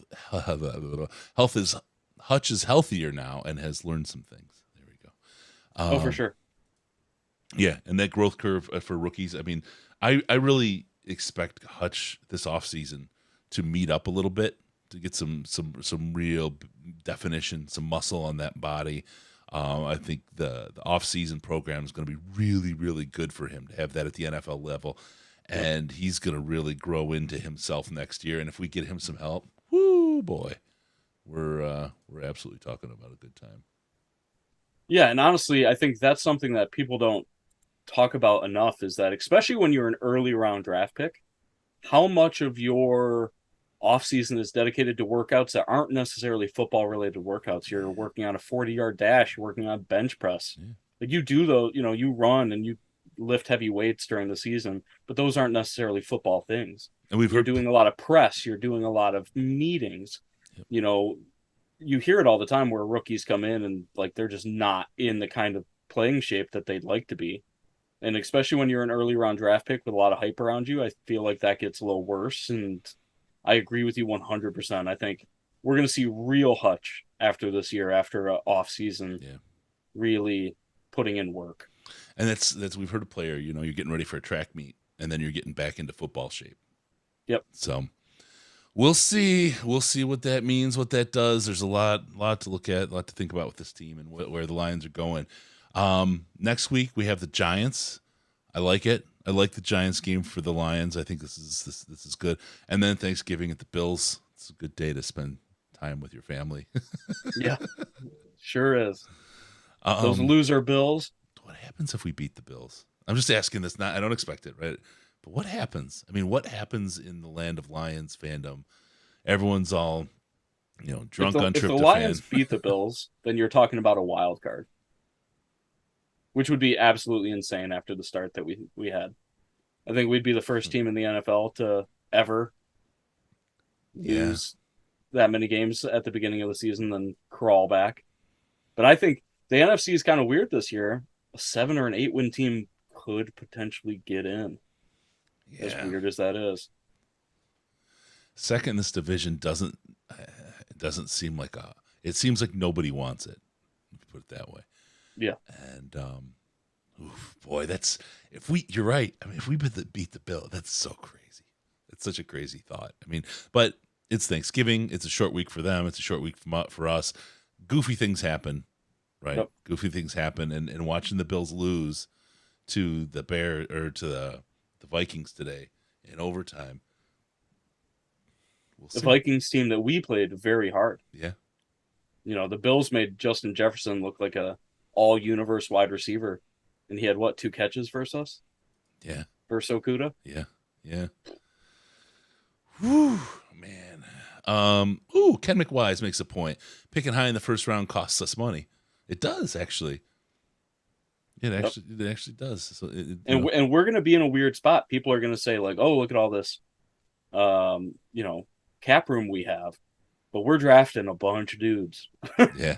And we have to pay them, too. Yeah. That's a great point. So I don't expect us to have too much free agency cap room. But I'm excited nonetheless. Yeah, I think we'll have a really good cap room, but we'll have to sit on it for our picks. Unless we trade them away, man. Jameson Hennessy, the worst thing about Dallas versus Green Bay is someone has to win. Well, it could be a tie. I mean, they could tie. Yeah, a meteorite could hit the stadium. Who knows? Yeah, I don't know. Oh, man. Good stuff. If Lions beat the Bills, I might have a moment. Yeah. Yeah, no, that one... there might be if the Lions beat the Bills on Thanksgiving, there would be an emergency post game show. It would be there would be the couches burning in the streets downtown. Well, people in Tampa would be wondering what the hell's going on. Yeah, just black smoke coming from Chris's house. Oh, he set his pergola on fire. Arizona about to score again on the Rams. Boy, that's tough. It's really, I can't imagine. Can you imagine having a concussion and then having Kelly just chirping at you about it all the time in the background? I told you not to hit your head on that field turf. Yeah. Oh, man. Oh, God. That is just tough. Let's see. All right. Clean out some dirt in the chat. I'll be too full to fully celebrate. It'll be early enough. It's only going to be 3:30. Let's see. Lions going to game win streak, and Campbell gets his first road victory his coaching career as the Detroit Lions head coach. Yeah. 2 in a row with a first streak for Dan Campbell. 1 on the road. Lovely. And divisional wins. Yeah. The hardest ones to get. How crazy is that? 2. So we're 2-1 in the division now, right? Yep. That's what I'm saying. 5-1 in the division this year.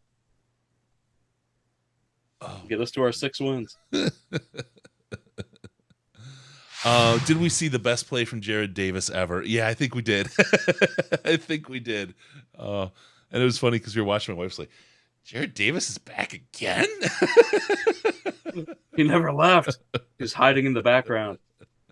Yeah, no, I think, having players like Jared Davis on the practice squad, I think, is really great.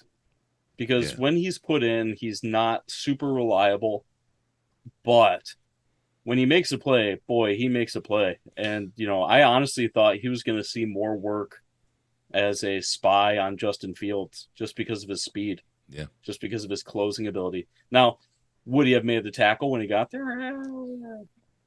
But I think having a Swiss Army knife like Davis on the ready is never a bad thing. You want a guy that blitzes 1 week, you bring him up. Yep. Bring him in. All right. Now, like Ben said, now you send him back down. Send him back down. Back to the minors. Back to the mines. Let me ask you, what are we doing at safety? Ooh. I think we can't afford a single more injury at safety at this point, right? No, because now we're going to put a linebacker in safety role, or we have a DT. It's playing. Just start playing single high only. Yeah, I mean, the Lions need another cornerback. The Lions could probably use another late round safety, similar to Kirby Joseph, just somebody to get reps. theoretically, once Tracy Walker comes back, we'll have our strong safety back, and then you can kind of just let Kirby do his thing on the far back end. Yeah, we just have too many holes to fill. Tracy's next year. Let's talk a little bit about Tracy and the field. What is the Lions are one of 4 or 6 fields of that type, and I remember when it was new and Ford Field was being built, and it's got tires in there, recycled tires. It's the safest thing in the face of the earth, and now it's indicted for, basically injuring players single-handedly. I have a feeling the Fords are going to be doing something about that this offseason. I don't know how they're going to do it, because growing grass is hard to do inside.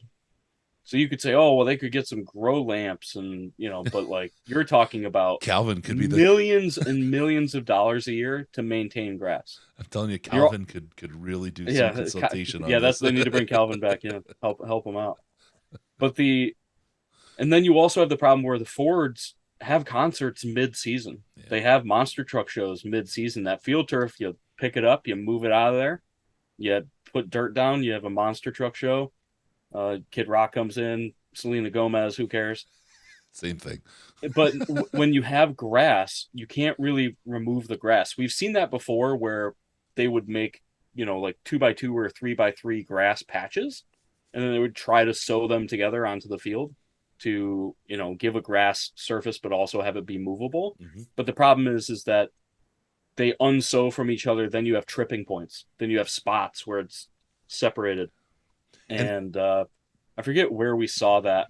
It was fairly recently, within the last couple of years in the NFL. Somebody's field was doing that. It might have been Chicago's, where they like laid new sod and it just was separating. But that's not a super great solution either. I'm just more shocked that nobody's come up with a better field turf alternative. And the Lions, people I think people don't remember that in 2019 the Lions got this new.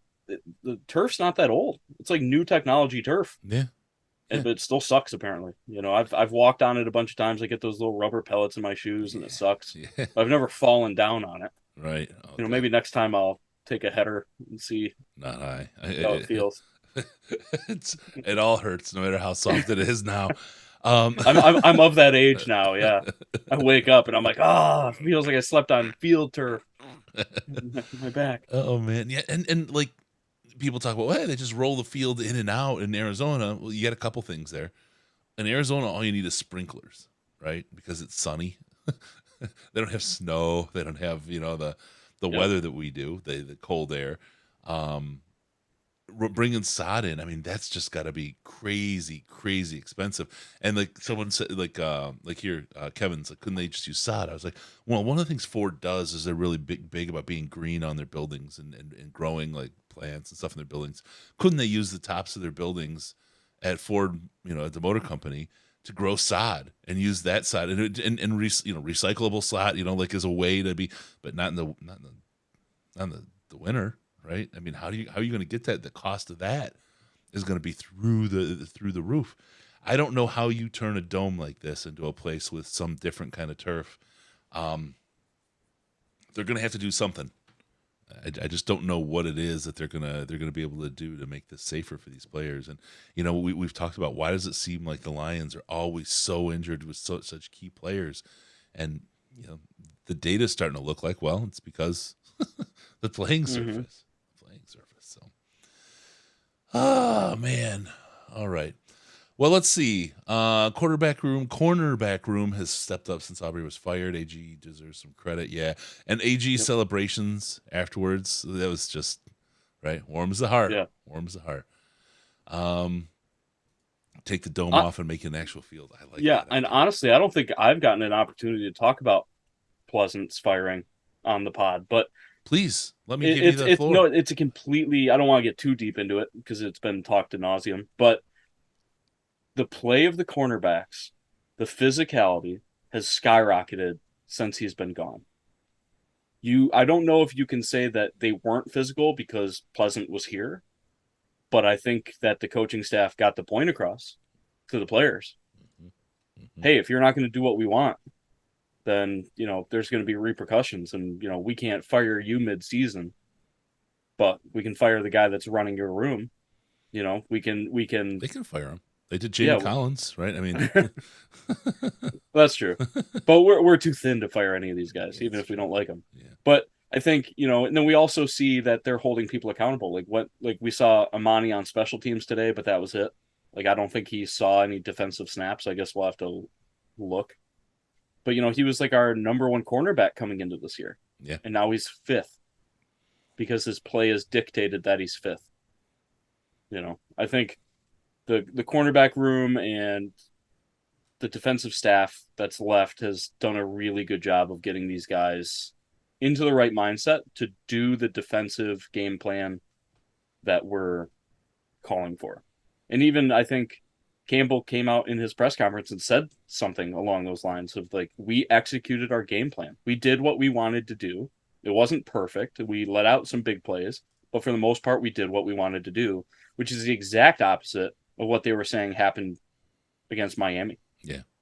Ooh, Cliff Hicks with the big name quarterbacks that we were talking about earlier, the draft must-have guys, Daniel Jones, Baker Mayfield, Sam Darnold, Josh Rosen, Mitchell Trubisky, Carson Wentz, Jameis Winston, Marcus Mariota, Blake Bortles, Johnny Manziel, E.J. Manuel, Brandon Weeden, Jake Locker, Christian Ponder, Sam Bradford, Tim Tebow, Mark Sanchez, Josh Freeman, Jamarcus Russell, Brady Quinn, Vince Young, Matt Leinart, Jay Cutler, Alex Smith, Jason Campbell, Eli Manning, J.P. Lousman, Byron Leftwich, Kyle Bowler. You know what? I'm all in for drafting a quarterback. Trade all our treasure for the draft. Rex Grossman, Joey Harrington, Patrick Ramsey. The hits keep coming. Oh man. 32 of the top 64 quarterbacks taken since 2002. Yep. It's half of them. So you're looking 50-50. And then the rest of the guys, I mean, aren't you got like Teddy Bridgewater. Oh, you like I mean there's a lot of quarterbacks that look great in college that just never make it happen. And you could argue that some of that also has to do with the teams that draft them. Would Josh Allen look like Josh Allen if he was drafted by somebody other than the Bills? With the right coaching staff to get the most out of him and also the defense to help him when he was, you know, a young quarterback. And I feel would Patrick Mahomes be Patrick Mahomes? There's, you know, to the Lions' favor, I feel like they are a team that will adapt to their quarterback. So, now they are. Yeah. Now they are. But I think that there's something to be said about not having to put too much stress on a young quarterback. Yeah. Yep. And it's hard to do in the NFL. Yeah. The stress is high no matter what. Yeah. Oh man. I like how he threw Eli in there, like he didn't win Super Bowls. Well, Goff has been to one, right? Yeah. So it's like, it's like, okay. I get where he's going. Dallas, I think, just scored a touchdown, tied up 14-14 with the Packers. So we'll see how that goes out. All right. So next week, we have the New York Giants 1:00 game again. We'll do our post-game show with audio calls. That's this time, I promise. Are you down to do a Giants show? Yeah, man. Yeah, love it. Okay. And third win in a row, right? All NFC wins, two in the division. Yep. Then you get the Jags, which is a winnable game. Oh, I got a reminder. There's not enough Delta 8 if they take a quarterback in the first round to relax me. It's time to get your Lions gear, and you could probably get your Hutch stuff right away. You should get it right away. Let's be honest. You want to be on the Hutch train. When all the Bustinson people were out there, that was the time to get your Hutch jersey. Go to fanatics.detroitlionspodcast.com, fanatics.detroitlionspodcast.com. Pick up the latest Lions gear. Show off your swag. If you want to go Red Wings or Pistons or U of M or whoever you want to go with, Ohio State, whatever your team is, fanatics.detroitlionspodcast.com takes you right there. And they just put a couple pennies in our pocket for each sale. Doesn't cost you anything more. And while we're at it, Amazon.DetroitLionsPodcast.com is showing up behind Sandman. Go ahead and head over there. It's the same kind of deal. It just takes you right to the site, the Amazon site, and you can help us out by doing something you were going to do anyway. Amazon.DetroitLionsPodcast.com. I'll talk about Patreon.com patreon.com/Detroit Lions podcast later. St. Jude's is coming up. Oh my gosh. December 9th and 10th. Black Friday coming up. We will have the start of our auction. We've got some great helmets. We've got some great stuff coming. You guys are really going to be stoked about what we got in the auction coming this year. Talking with Jerry about hooking some stuff up for that. Oh, that's the pie in the face that I took. Yes. Lots of fun events. St. Jude, we will do a 24-hour show on December 9th, starting at 9 a.m. through the 10th. We'll have Sandman. We'll have Riz. We'll have me. We'll probably have some case action. Dan Miller, I know he'll show up. I mean, we'll have some great interviews. We have some other stuff. We'll get some other folks, Jerry, so on. And we always have a great time. But it's all to raise money for the St. Jude and help sick kids and their families when they need it the most. It's a great way to do something. And this year, we really, really want to work with you folks to help us get over the $100,000 total raised amount. And it's a big deal. This is something that you guys, this will be our 4th year doing it. And you folks have just been awesome helping put something together and helping some people who really need it. Really, really great charity. So thank you all for taking part in that. 9th and 10th of December and starting Black Friday, the auction. Make sure to join us. Having a lot of fun with that. We have a lot of good stuff. All right. Anything else? I mean, you've got your balls hanging there in the background, Sandman. Anything else that you would like to talk about with this Lions is that going to kind of take away from today and going forward from here? I think that we're in the what if territory of the season for the Lions. I think, what if they beat the Giants next week? 3 in a row. 3 in a row. We go into Thanksgiving with the possibility of 4 in a row. When was the last time we ever thought about that? This Giants game is completely winnable. It's completely winnable. I've got hope that the team is starting to figure things out. Jared Goff talked about it in his presser that when you do the right things, those small things start to fall your way. That people miss extra points. You get defensive penalties called against the opposing team. I think maybe we're turning the corner. We'll find out. If not, then par for course. But if they do, and right at this point, just about anything can happen. Kevin, what if a bear shits in the woods? Does he wipe his ass with a rabbit? Yeah, because the fur doesn't stick. The rabbit doesn't have problems. Fur sticking to it, or poo sticking to his fur. Oh man! All right, lot going on. I think this team is in a really interesting spot. I think you talk about is we have a little bit players learning to win. Looking in the locker room today after the game on Jerry's Insta feed, really, it showed something. It showed something with these guys. There's a belief here. There's a sense, and to be able to go and do it on the road this way, to get their second in the row. And then to play the Giants next, this is a run that could really build a lot of confidence for this team. Again, we have enough draft picks in the first 2 rounds of the draft that I'm not worried about. And just so you know, our strength of schedule, even if we were tied with the same record for 5 other teams, we'd be picking 5th because our strength of schedule is the second highest in the NFL. It's crazy. Yep. It's gnarly. It's just where we're stuck. So just get the wins. And I think the wins they feed themselves. Wins build on wins. And if you're a loser team, you feel like a loser and you walk out and you lose games. So those wins help build the foundation. They'll help with free agents. They'll help with a lot of things. People want to believe in this team. Both players, fans, the rest of the NFL wants to believe in Dan Campbell and the Detroit Lions. And if they start putting those wins together, that belief will be there. And you'll find the players that want to come here and to get what you want. All right. So with all that, I think we'll call it a show. Remember, we need your involvement. Head on over to patreon.com/Detroit Lions Podcast. Patreon.com/Detroit Lions Podcast. You'll get access to the most intelligent Lions chat on the internet, the Slack chat. Riz, Sandman, I'm there. Case is there. The whole slew of Ash, the whole group of brain toads is all there hopping around. Join us for some of the best conversations you'll have on the internet. Patreon.com/Detroit Lions Podcast. And just donate as little as $5 a month, and you can have access to that. Like, subscribe, please hit those buttons for us. We appreciate when you do that. It means a lot. Before you go, hit that like button. Also, follow us on Twitter at DET Lions Podcast, DET Lions Podcast. No pants, ever. At Sandman7773, pants only while he's working. When he's at work, just to not scare off the customers. And he's out there. Otherwise, pants free as well. Give us a call via Skype, Detroit Lions Podcast, all one word, or call us on the Lions line at 929-33-LIONS, 929-335-4667. Leave us a message, and we'll get you on the show. We'll get your message up there. And thank you for tuning in. We're going to see you next time on the Detroit Lions Podcast. Remember, no pants, no toasters, no hot tubs, no problems. Why? Because we're your Detroit Lions and Reddit connection. Thanks for tuning in.